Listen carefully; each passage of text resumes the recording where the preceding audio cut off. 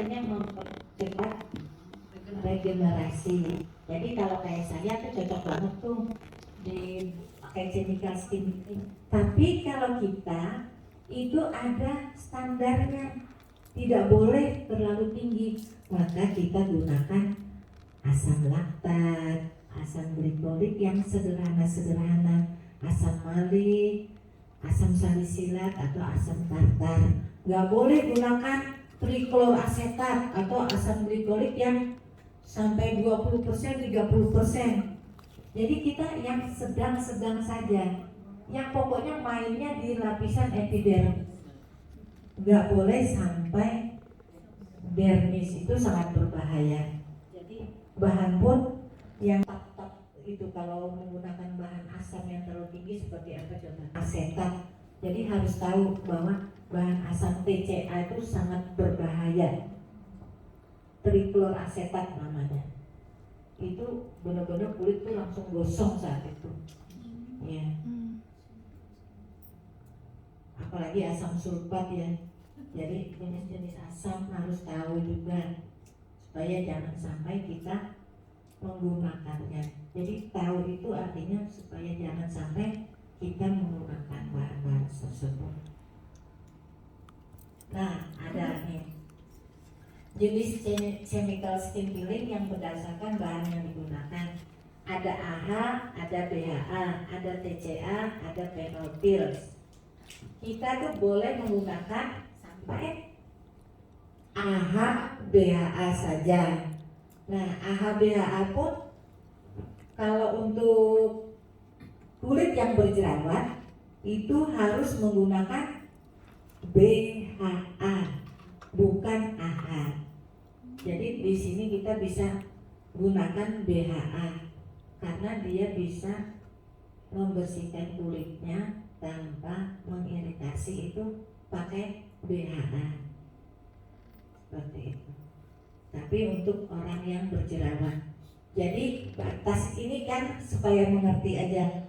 Jadi batas kita hanya di AHA dan BHA. Tidak boleh TCA, tidak boleh phenol pill, karena di dalam standar itu ada dari Permenkes RI, kita tuh bisa menggunakan bahan-bahan yang alami, aman, dan terkendali. Ini tadi ada asam laktat. Agar efektif itu ini 5-20% ini tidak boleh digunakan. Tapi baik digunakan oleh kulit yang relatif tebal, butuh recovery ini tidak perlu, karena ini harus yang ahli dokter estetika. Kita hanya bisa di asam glikolik yang dari tebu yang sangat lembut. Jadi nggak boleh sampai 20% ke atas ya. Kita paling main di 5%. Ya. Nah, pH-nya memang asam 3 sampai 4. Bagaimana cara menaikkan? Nanti misalnya sudah asam kulitnya tiba-tiba merah. Caranya adalah dengan menggunakan pH basah. Gimana coba? Di Marispro kita. Ya, Marispro itu berguna sekali. Ya, itu diteteskan tapi didilusi dulu di dalam air. Nggak boleh langsung diteteskan di wajah, dilut dulu, dicairkan dulu, disemprotkan seperti itu. Jangan, nggak usah kita cari baking soda atau apa, nggak perlu. Kita sudah punya Marispro, pH-nya basah. Takarannya dari yang 1 gelas itu kita kan 2-3 tetes. Ya. Nah ini TCA ini kita nggak usah ini, atau asal tahu aja ya.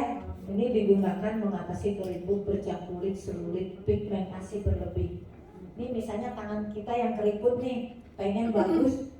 Kalau tangan sih masih mending, jangan sampai ke wajah.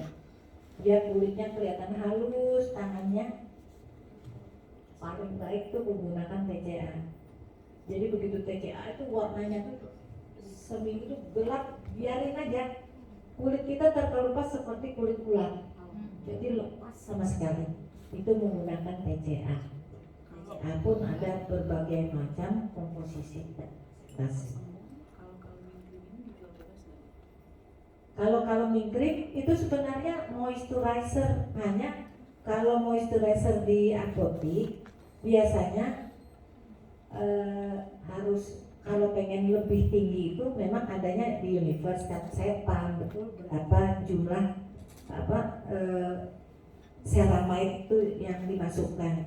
Tapi biasanya kalau di apotik itu harus yang diresepkan oleh dokter, karena dokter pasti akan menambahkan lagi ceramide di dalamnya. Jadi kalau mint cream itu basis utamanya itu ceramide dan hyaluronic acid serta